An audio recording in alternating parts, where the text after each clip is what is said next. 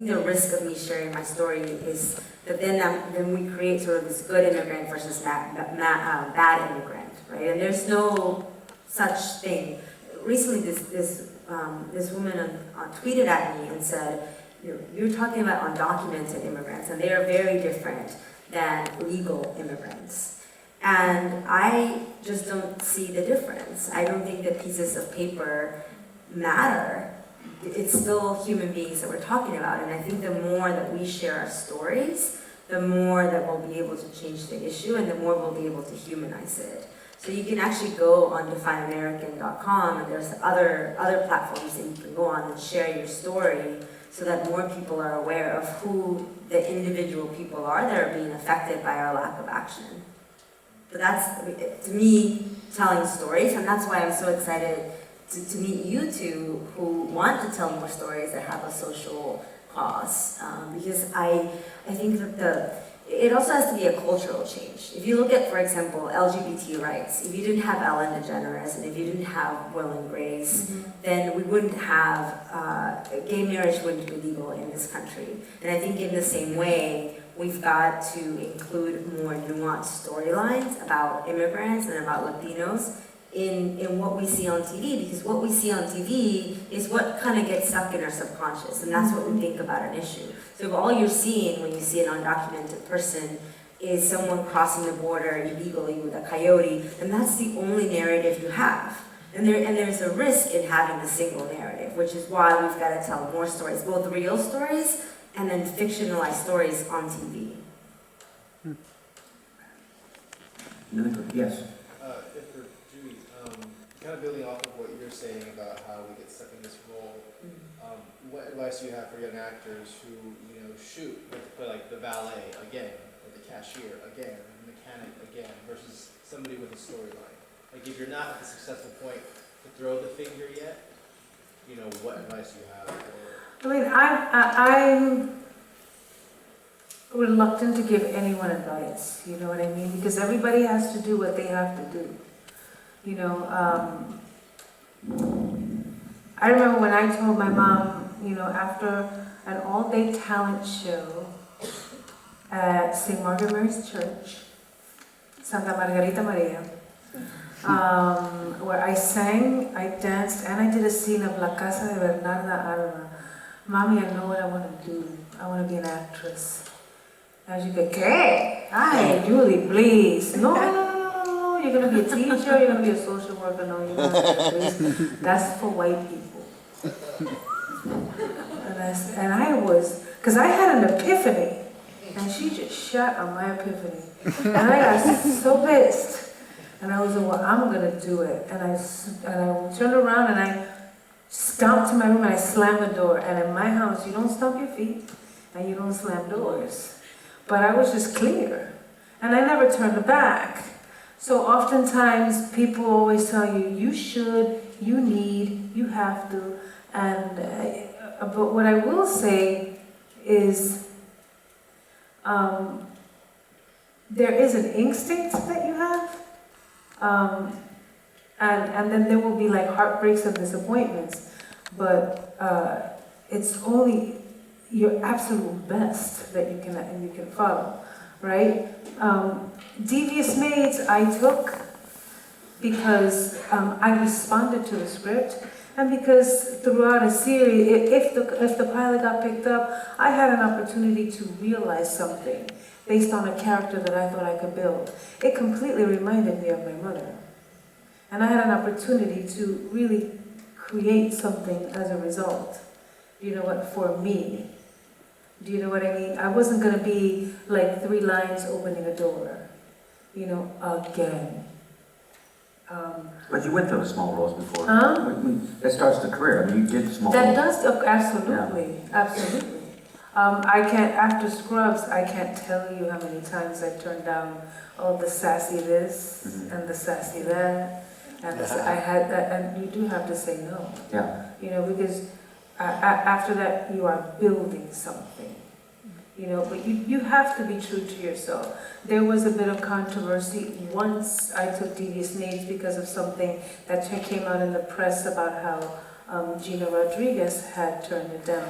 And people were coming to us, what do you think about what she said? I was like, if she hadn't said no, she wouldn't be Jane the Virgin now. Yeah. Do you know what I mean? But they're looking for things. I mean, she has, I applaud somebody's strength and courage to say no, because she doesn't see it for herself or for himself. You know, I mean, you have to do you have to risk things, you know, but you have to be in peace with that choice. Or you have to be able to let it go. That will mess with you sometimes. I shouldn't have. You can't live in that place, you know, of that choice that you made, because mistakes will be made. You know what I mean? I always say, just start doing something. You have to absolutely start doing something. It's like, know? Les Moonves at CBS, is the head of CBS. He was a doorman at the Improv. He was studying to be an actor, and he acted. And now he's running the #1 network in America. So you don't know where anything you do is gonna take you. And I think sometimes actors will go, I planned my career this way. And most of the time. I mean, you don't know that. Yeah. I'm gonna say you don't know that, but I'm just saying, I can only use the examples that I've lived. But yeah, you gotta start somewhere. You gotta start somewhere. So, and I feel bad for Latino actors that walk up to me and go, I don't want to play this role for these 1,000 reasons. And I'll say, you know, you can choose either way. But, you know, there's also other things you can do in the business besides acting. And you may end up being a director, you may end up being a writer, you may end up doing a lot of different things. All this are skill sets that help you achieve your success. And also every part, I think, has humanity. Absolutely. You could always find depth Mhm. at layers. And don't you learn something from every part? I mean, I'm sure you learned something from the day was the one with the women, Without Men. Without men. So But I Dave- was just watching you. You were wonderful in that.